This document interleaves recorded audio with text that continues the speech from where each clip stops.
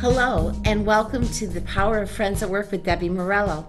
I'm here with Zach Cornett and Michelle Courtney Berry, and very, very excited. This is my inaugural show, and I'm really excited. We're featuring some Finger Lakes wines, in addition to talking about the power of friends at work.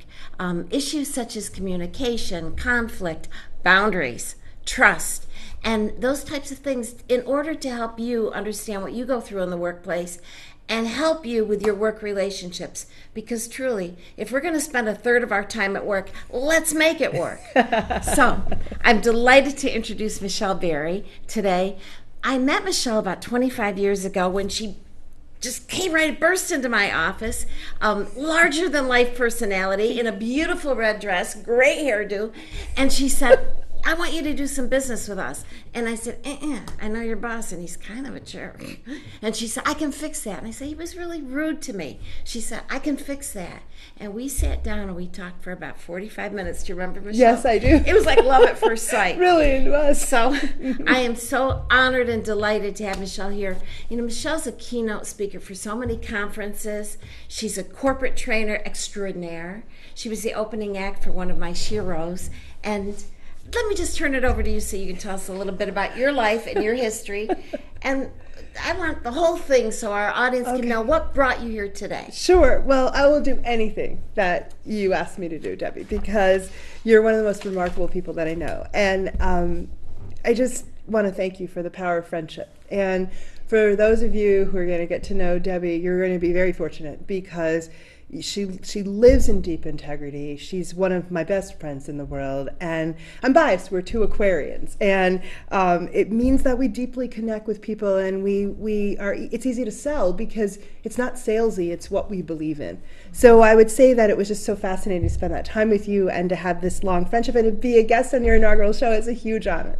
So what drew me to being here is I will never say no to you.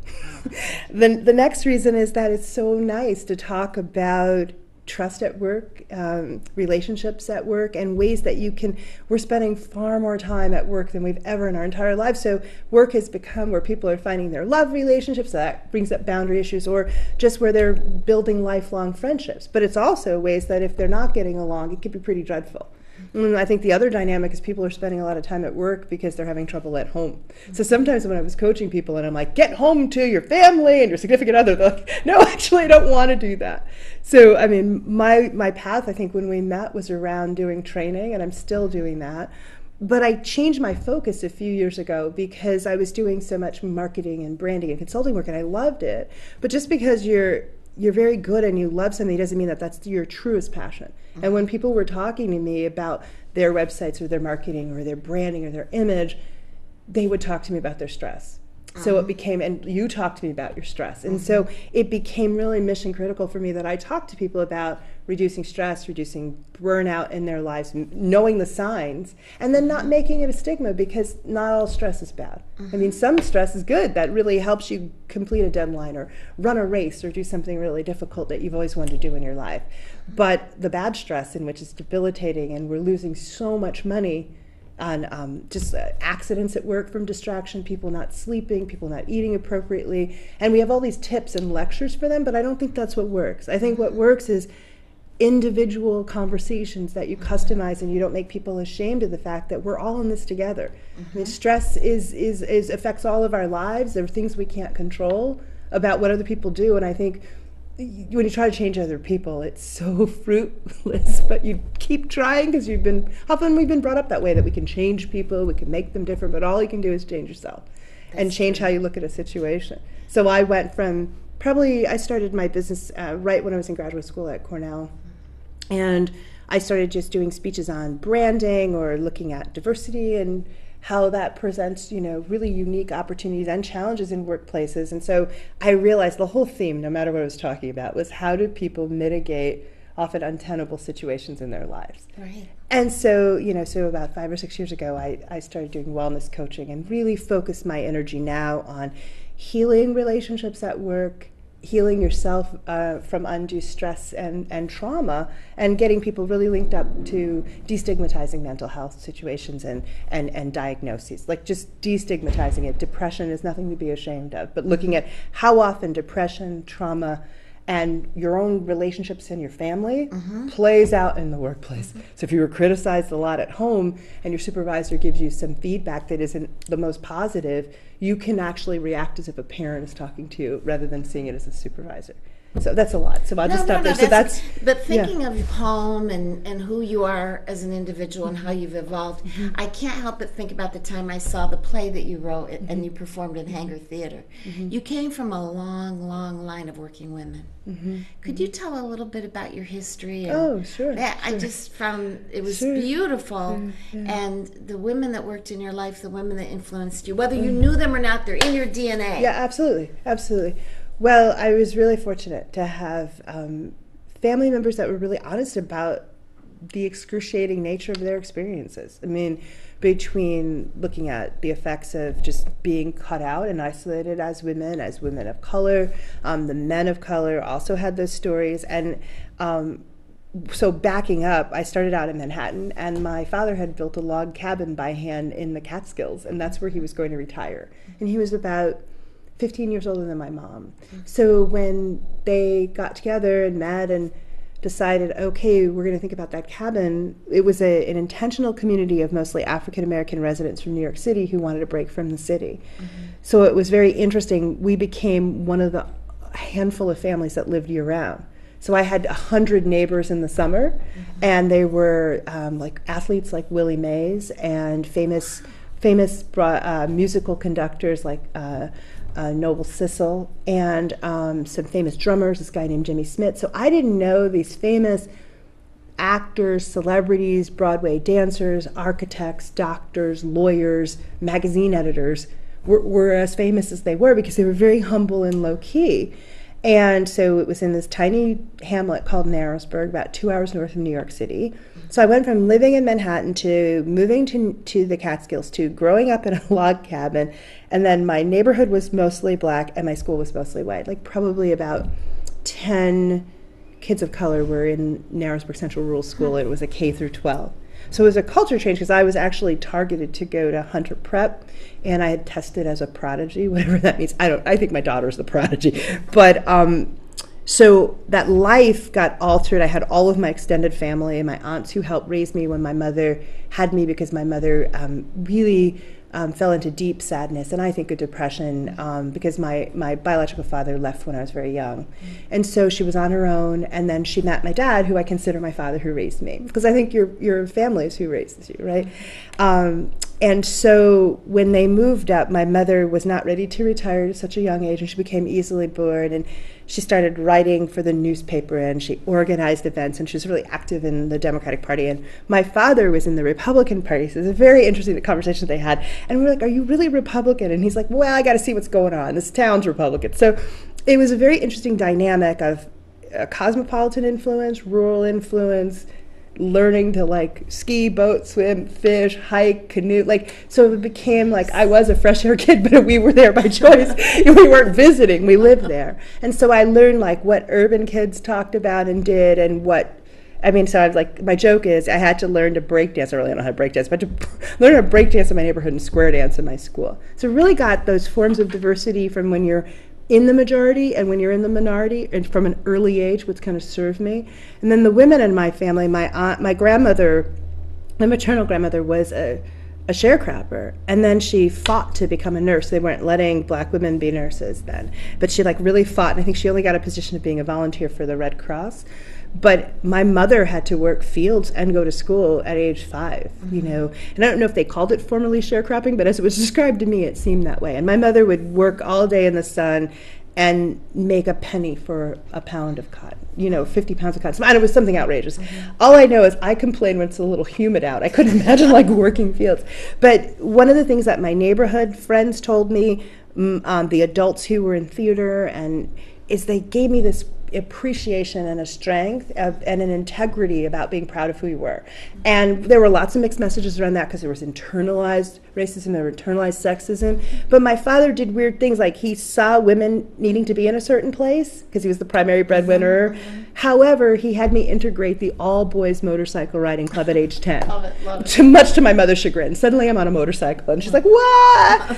And and he's like, and how he taught me was like, get on, okay, here's the gears, go. And he was not like the nurturing, like, we're going to use I statements and talk about our feelings. He's more like, get on the bike, ride. So I grew up with these great neighbors. I grew up with a very, we all had an odd dysfunctional family. I mean, it always seems like an oxymoron to say my family was dysfunctional. Right. But at the very core, there was love, even if it was expressed more critically, even if it was expressed sideways. You knew you were loved, and I knew from age 10 I was going to college. So they were like, by kerosene lantern, I was like Little House on the Prairie, but I was not white. I was a black girl, like up all night looking for college scholarships. Because they were like, we don't have the money and we're not going to take out all these loans, so you're going to get academic scholarships. So I'm like researching, and we were such a small town, we had the bus that would come into town with the library, the mobile library, and the other kids are taking out, Robinson Crusoe and Star Wars magazines, and I'm like, I would like all the books on college scholarships, thanks so much. And then I'd go home and like research them.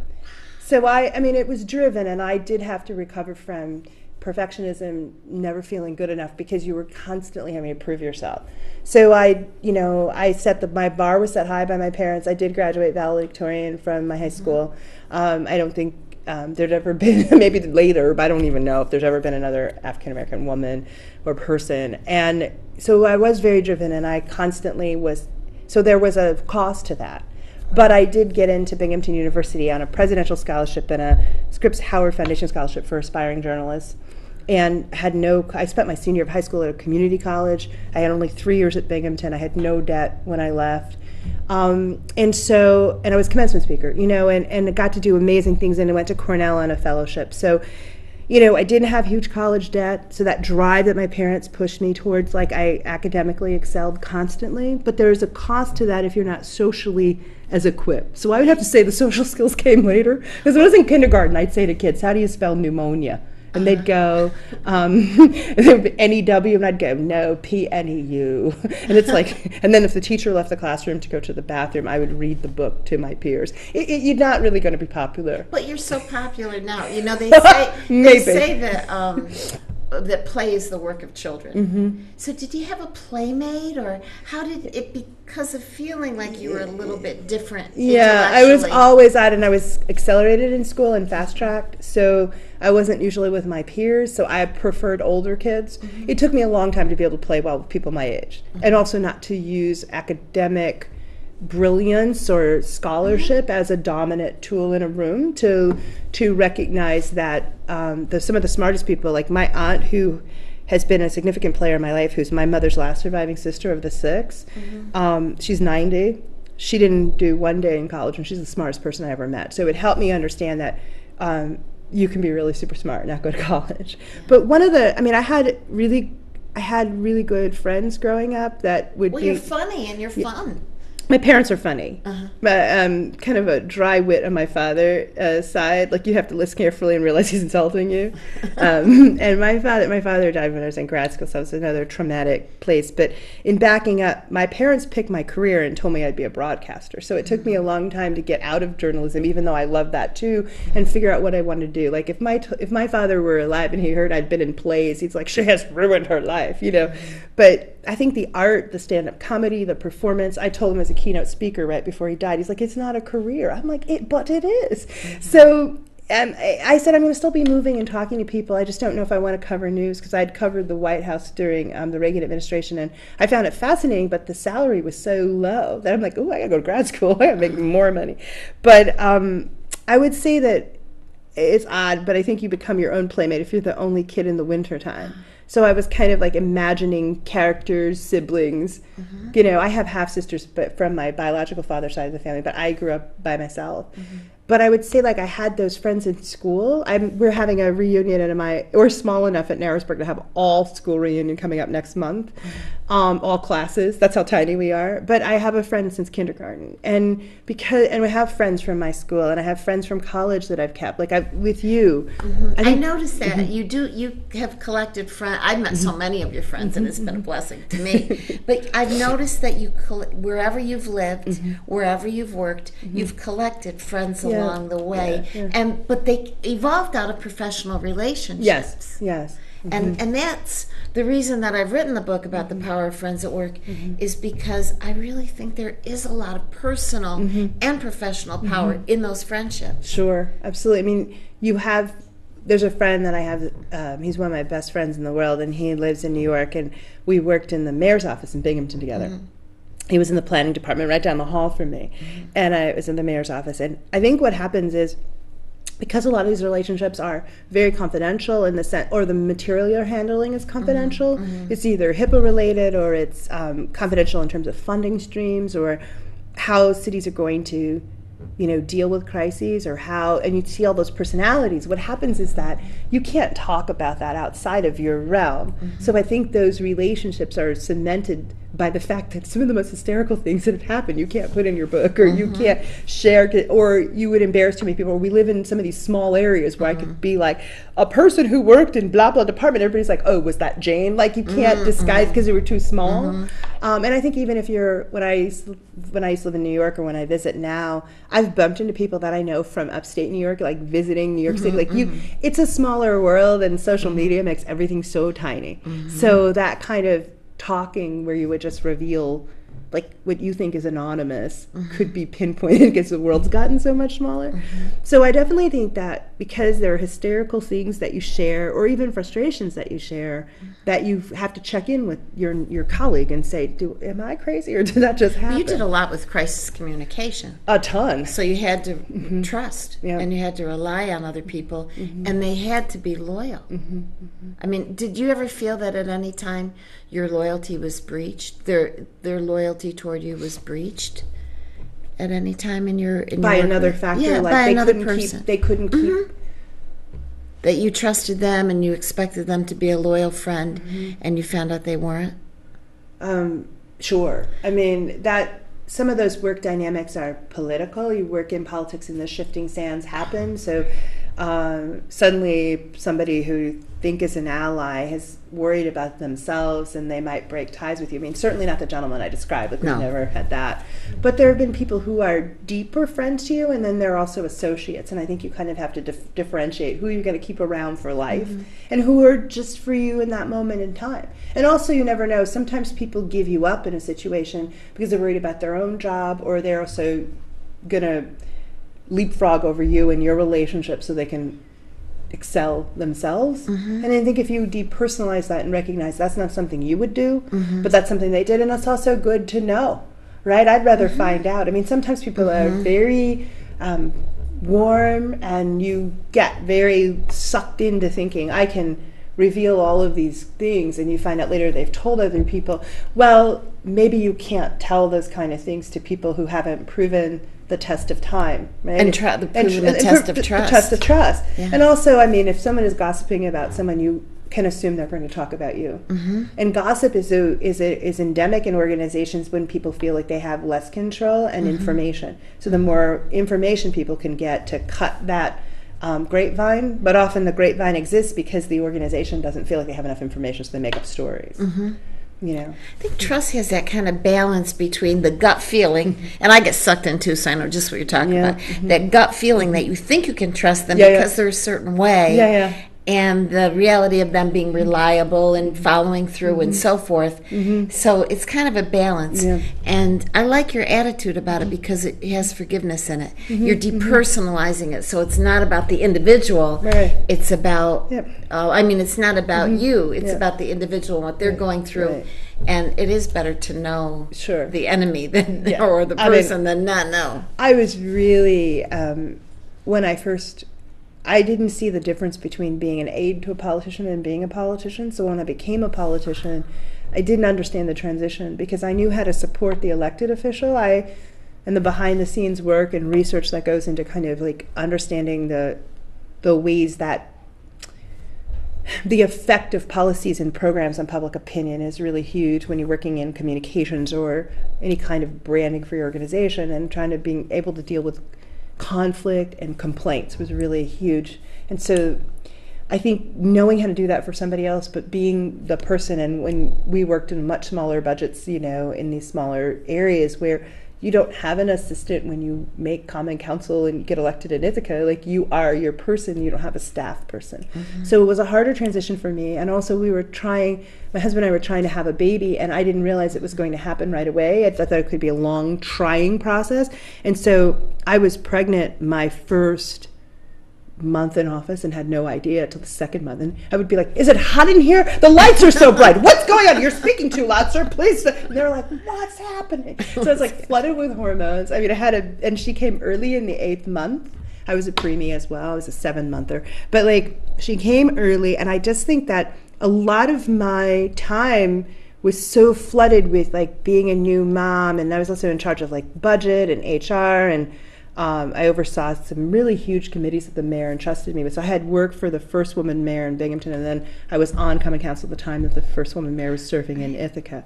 So I got to see like different styles of leadership and also different systems of politics. But definitely now that I'm older, I'm more seasoned, and I'm not dealing with the pressures of like running a business. I was also teaching at Ithaca College. I was the second poet laureate of my county. I mean, it was too much. And it was the classic example of you can do it all. It's true as a woman, but you can't do it all well.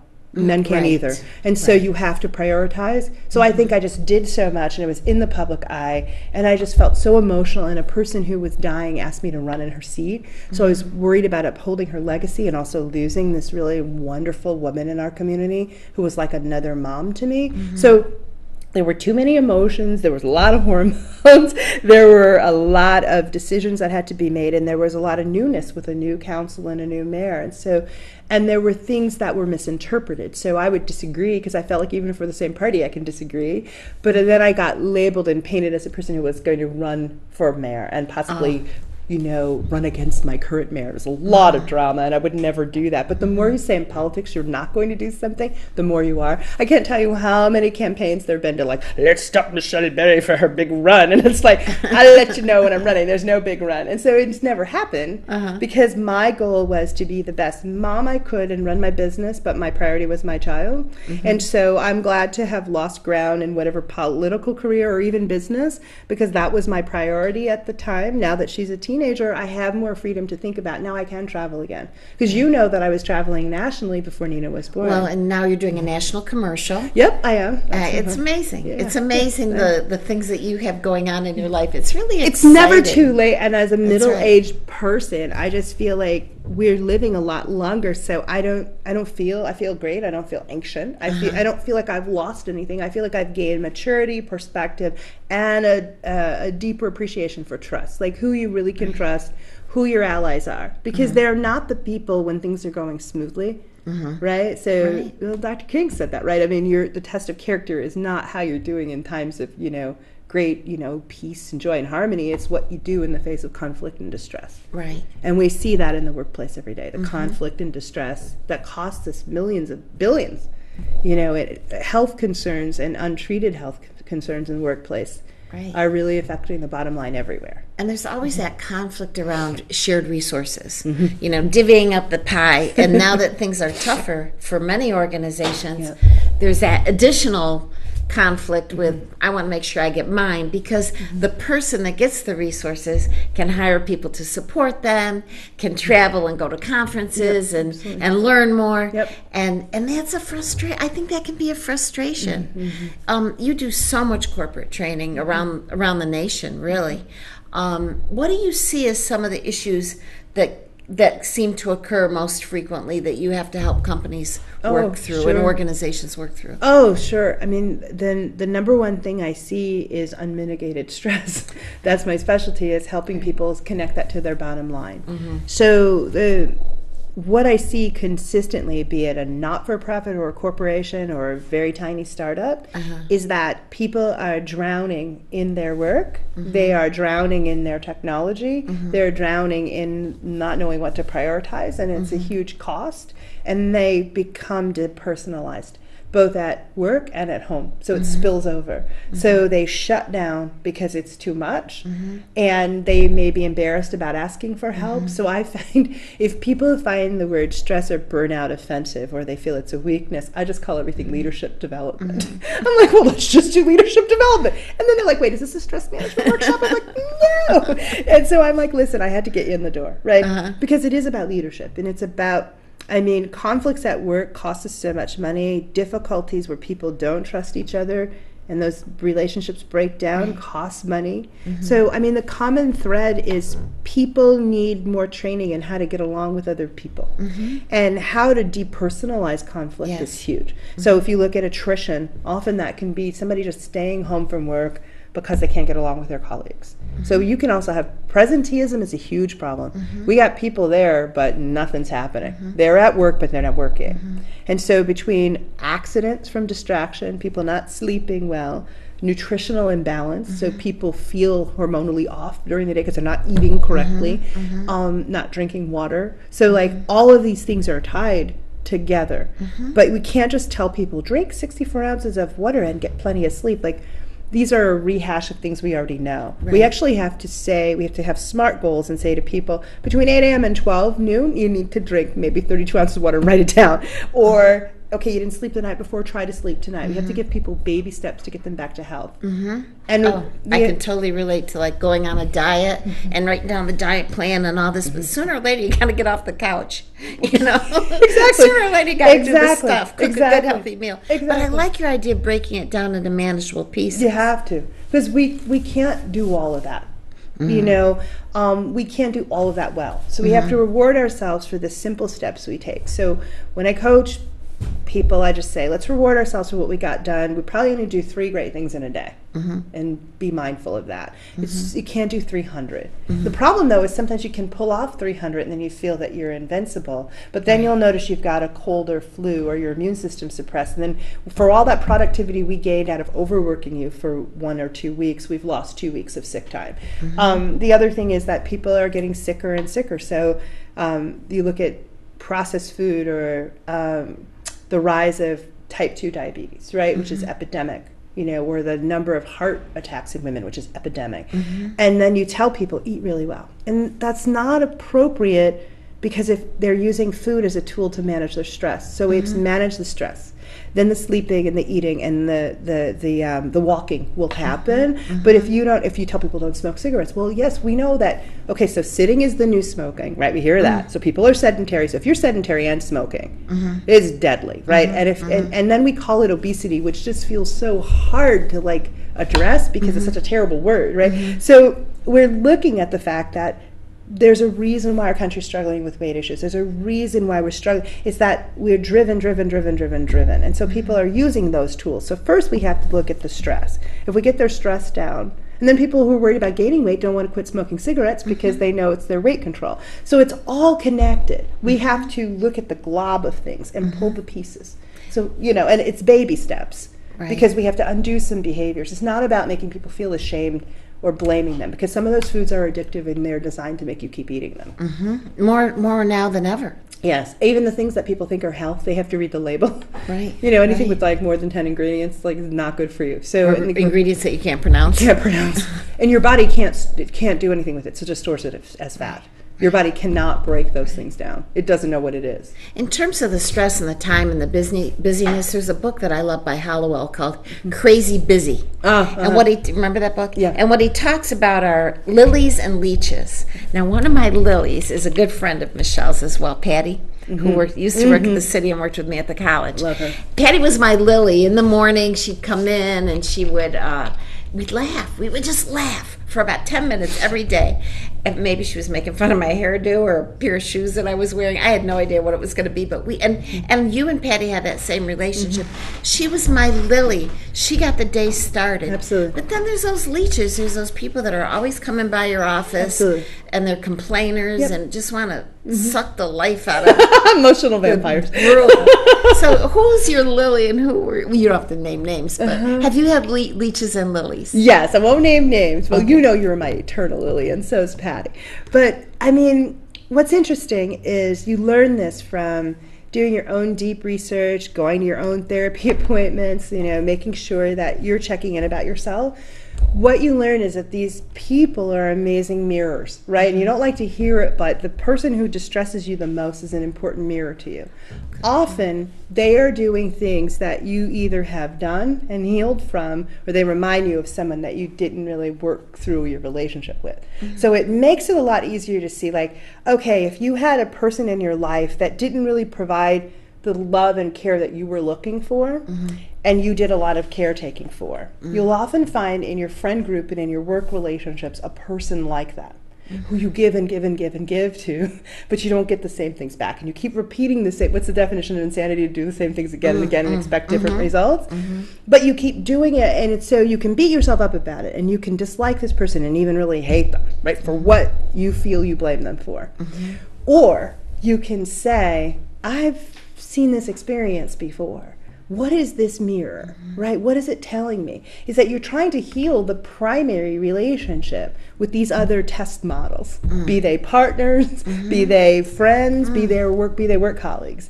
So if you start to see it, I mean, I'm only able to have this insight, right? Because I'm 51. I've spent a lot of time doing it wrong, right? I've spent a lot of time in useless conflict. I spent a lot of time. Now it's so much easier. So here's the problem that's presented. You now get it, and you don't feel as personally attached to it. Yet your friend might call you and be like, that person in my job, she's trying to he's trying to ruin my life. And you say something like, it might be an interesting mirror. And you're like, really? That's what you're going to give me? So you realize that you might get to a certain point at resolving something, but another person isn't there. So all of these people we meet and interact with and struggle with, and some people who are so much easier to love, right, or easier to be with. Like, so there's this idea, like I remember from reading about some of the writings of the Dalai Lama, and then having the ultimate, who you also met and worked with, got to open for. When you open for someone, you see them less. So my ego had to take a back seat because everybody already got their shawls and hugged and talked, and I was the opener. So I was actually on stage. I didn't really get to meet as much as to see, because when you're opening for somebody, you don't get the backstage stuff. And there was the Secret Service and the people and I had my writing had to be approved, and then the timing was, he had so much security. So it was a lot of orchestration that I didn't see. At some point, this is really great. I'm about to finish up because it was an interface service for him. And one of his assistants goes, you can end now. He's ready. And I thought, okay, I'm a performer. Do I listen to the stage manager or the assistant to the Dalai Lama? And I'm like, and she's like, blow him off. You're not done, and it's going to mess up the choreography. So she's in my ear. The Dalai Lama's ready to go on stage. And I'm like, okay, so I'm literally going to keep going while he wants to go on stage. But I mean, one of the things that he teaches, and many people teach, are that your compassion can't grow in the face of people who are your lilies all the time. Right? If I only hung out with you, I only hung out with Rich Gallagher, I mean, I would literally, that's all, I'd be enjoy all the time. But the leeches, right, or the people that really push us are the ones that teach us the compassion, because we have to come up with more to deal with them. And the wisdom if every client was exciting to work with, you would just it would be abundantly joyous. But there are some clients who present themselves to you and they're like you. Right. So you're like, oh, they don't get their work back in time, or oh, they seem critical, or they don't seem as invested. It's you're probably critical, you're probably not as invested, and you probably mismatched yourself. You can't only go after the money, you have to go after the relationship. So you have to turn some work down because the client is an inappropriate match to how you train, how you work. Sometimes it's hard to turn the work down. when you're having fun doing it and you want to make the money. Absolutely. And then you have to turn it down because you just can't. You can't. You're not going to put yourself in that environment and do that to yourself. Right. You have to live in deep integrity with your work. And all of us have made mistakes with that, or have not been, we've been green at what we're doing. We're not a seasoned, so we're play acting. But when you really get the work down, and that you also recognize the scripts, like the other business people have these scripts and they read from them, and they get you to say yes to everything till you get to the ask. And I tell people all the time, I have the script too, don't even use the script on me, because I don't use it on my clients. I say I have a script we could go through, but what we have to first do is build a relationship. Right. Will I be able to deeply serve you and help you? Right. If not, then I can't take your money. Right? Exactly. And actually you'll find the people who are paying you the least are your most difficult clients and expect more from you. And then because you're so hungry for the money, you put yourself in this situation that's not in alignment with your values. You have to make an investment in you. They have to meet your price. And you can't keep negotiating your price either, because you bring resentment to that experience. Right. Or you can deeply serve enough people at your price point that you can say, for this organization, I'm donating my time for that. For the $200 you're going to give me, we're going to donate that back to your scholarship fund. Right. And it can seem weird, but people will be like, we have $500. I'm like, that's good. Like, that's not the rate. But you can say, hey, wait, are you putting me before my ideal audience? Will there be potential work there? Will I be able to build a deeper relationship? Then you can. So you can't, people who want to know your prices, like, they do vary based on the client. They do vary based on the ask. They do vary based on what, you feel how you can serve more people. So as an entrepreneur, you've had to have even more discernment, because you don't have the construct of a large organization behind you, but you've had to discern what the boundaries are and how far you can go. Interesting. Yeah, and it's insightful. a constant test. I just want to take a minute to talk about boundaries and things that have happened in the workplace. I want to talk about things that don't necessarily get addressed every single day of the week. Sure. Like going on a business trip and you go out to dinner and somebody drinks too much and they tell you stuff you wish you never knew. How do you deal with people crossing boundaries? I'm going there, girlfriend. I am going there. Yeah, I mean, it happens all the time. Well, I've always been a person that people always told me more than I wanted to hear, but that started when I was very young. People in my family didn't have a lot of boundaries, so I became this adult child, I was like, I'm not really a therapist, but I play one on TV and with my family.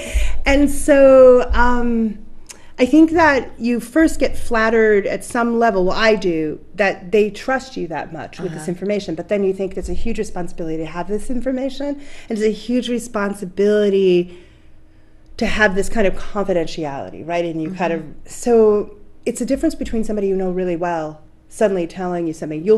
I find the more intimate I get with people, the more I realize I don't like intimacy. I crave it, but when I get it, I'm like, oh, it's too much intimacy. So you'll see these couples from afar, and you'll think, oh, I wish my relationship was like this beautiful couple. And then you'll hang out with them, and as they start to talk to you, you're like, holy moly, they hate each other. Oh, they hate each other. Look at that, my relationship's not that bad. We don't do this. But then you think the comfort that they just revealed is that they peeled back the mask of the image, or the Facebook experience. We pick the very best pictures of ourselves. We can delete the ones we don't like. We can put up great family encounters, right, that don't take into consideration. You were screaming the whole way before you got to the lovely part where the pictures are by the lake, right? Right. But I think that if you have a close associate or friend who is confiding in you, I think you can be really clear that you keep information confidential, that you know that it's very personal, where they took that deep dive with you and you appreciate it.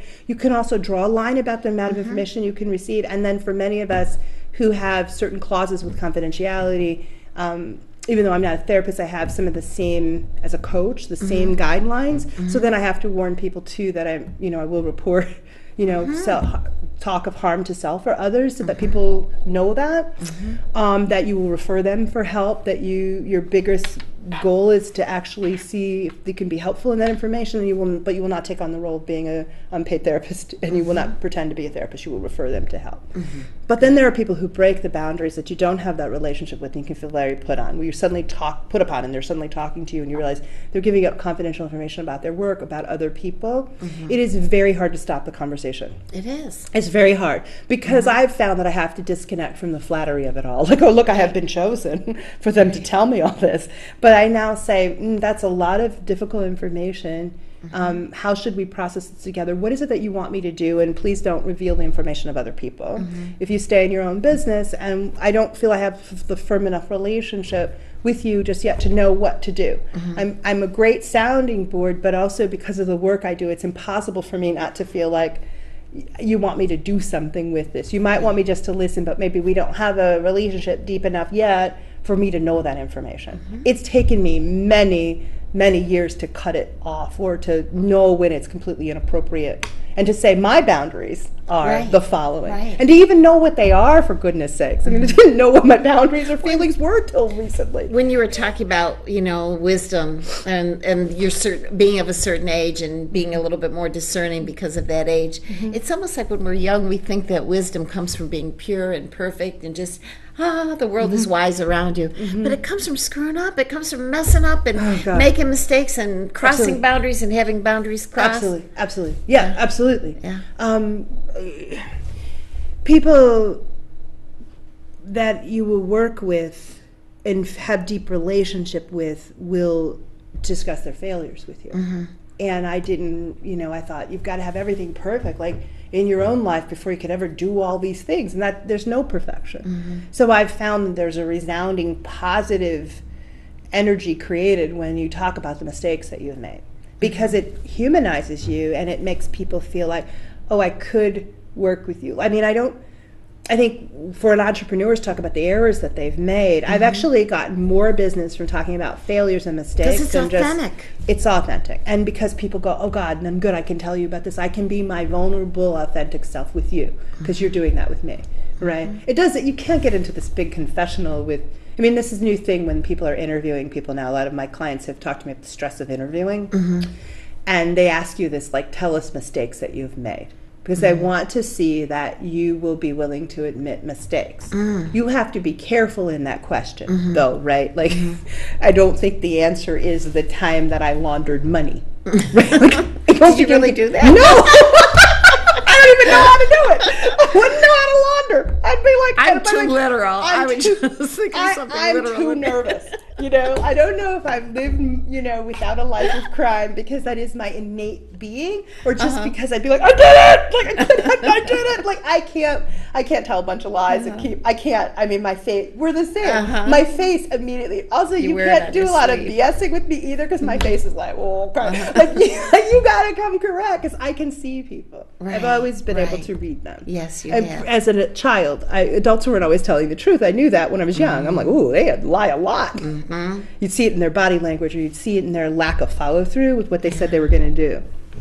So I grew up I'm a trusting person. I used to be trusting of everything. Now I'm trusting to a point. It's like, we have to develop a deeper relationship where you understand I know this is all nonsense. Partly because I've said it and done it. Right. That imperfection leads to so much awareness. Yeah. So we have a few minutes to go, and I just want to, first thing I want to ask is, because I love her so much, tell me about Maya Angelou and what that experience was like. Sure. I was working in Binghamton at the time in the mayor's office, and they sent out a call. I was on the board of the Discovery Center. It's a children's museum.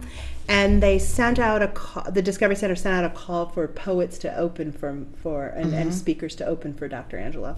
And, you sometimes can feel isolated when you're in a small area where there's not many people of color, but this is where I really lucked out, because if they'd done a call for Black women poets in Atlanta, I'm not sure I would have gotten it. But they were like, Black women poets in Binghamton. I'm like, I think I'm the only one. Here I am, I'm the only one. And so it was a life-altering experience. She was there. She was nursing a knee injury. She had a cocktail, which I found quite scandalous. And she was sitting there, and she had a seer, this guy who read energy before they'd let anybody come near her. Wow. So, and there were a bunch of us ready to perform. There were dancers, there were singers, there were artists. And I went up to her, the seer let me pass, and I said, Dr. Angelou, I've read your book. I know the Cage Bird singing many times. It inspired me. And you're amazing, and I just love you so much. And she goes, what is going on? And I said, I'm just very nervous about, and I saw you do the inaugural poem, and I wrote this poem at that time, and I knew things are connected. She goes, sit down, child. And I sat down. She goes, you are a black woman. You must not demur, not even to me. She goes, you are filled with your own power and grace, and you must not go out there and embarrass any of us. You will go out there and deliver the best poetic recital of your entire life, or I am not my Angelou. And I was like, okay. She goes, and for you, Miss Berry, even though my knee is injured, I shall stand.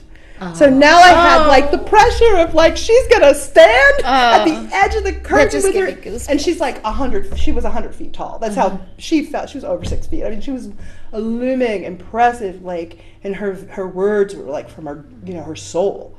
So I went out there. I don't know what happened. I think I just slid out onto the stage, and I remember I had this white suit, and I looked at, and I remember thinking, do not be frustrated the fact that my boyfriend at the time, his mother and my mother had demanded that I get them appropriate seating and make sure they had water. And I'm like, you do know that I'm the one opening for my Angelou. And I'm like, you people. So I had to go, don't think about that, Michelle. That's distracting. So I went, I'm like, just look for Debbie Morello. Look for Debbie Morello. And I think I found you. I was there. Yeah, I found you. And I was like, oh, look at my Lily and it'll be fine. And so I did it.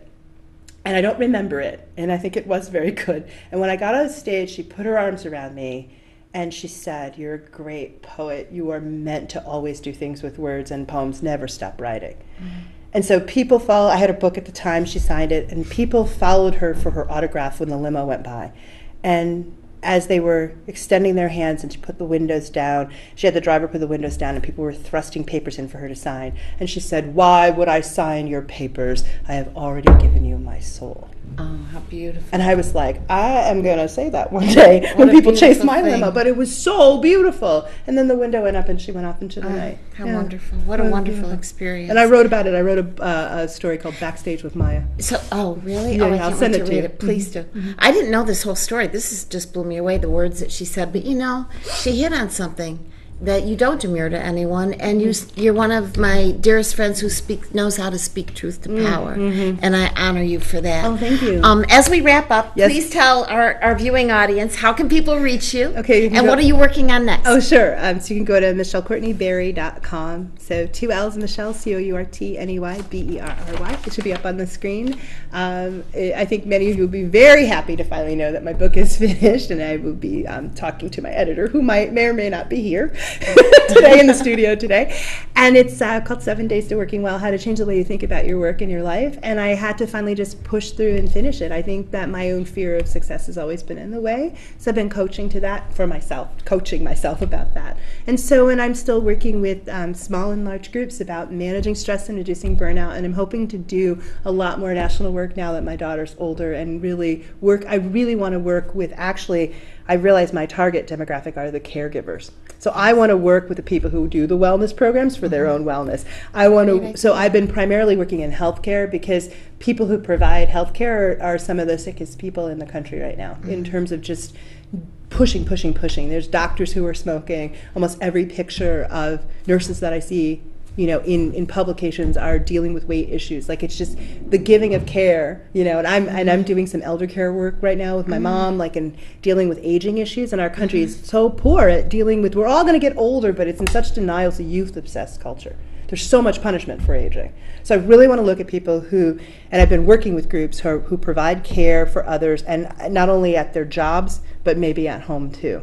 So it's a certain target demographic, and certainly people who are middle-aged and older who are grappling with those issues about what are we going to do around care, and particularly for those of us who have younger children, we're really not going to be able to retire at a golden age. My daughter's already said, when I go to college, will you be able to see? I said, that's quite dramatic. It is quite dramatic. And yes, I will. I'll be able to outrun you by then. What a beautiful mission for the rest of your life. Thank you. Thank you so much, Michelle Berry. It's wonderful to have you on my inaugural show. Yes. It was absolutely fabulous. I'm glad it didn't turn into an episode of Drunk History. I know, that's right. We had a few sips along the way. And thank you, dear viewers, for being here today. I hope that because of these types of conversations, you're going to be able to deal with the issues that you face at work. So I look forward to seeing you next month at Finger Lakes One TV. Bye-bye.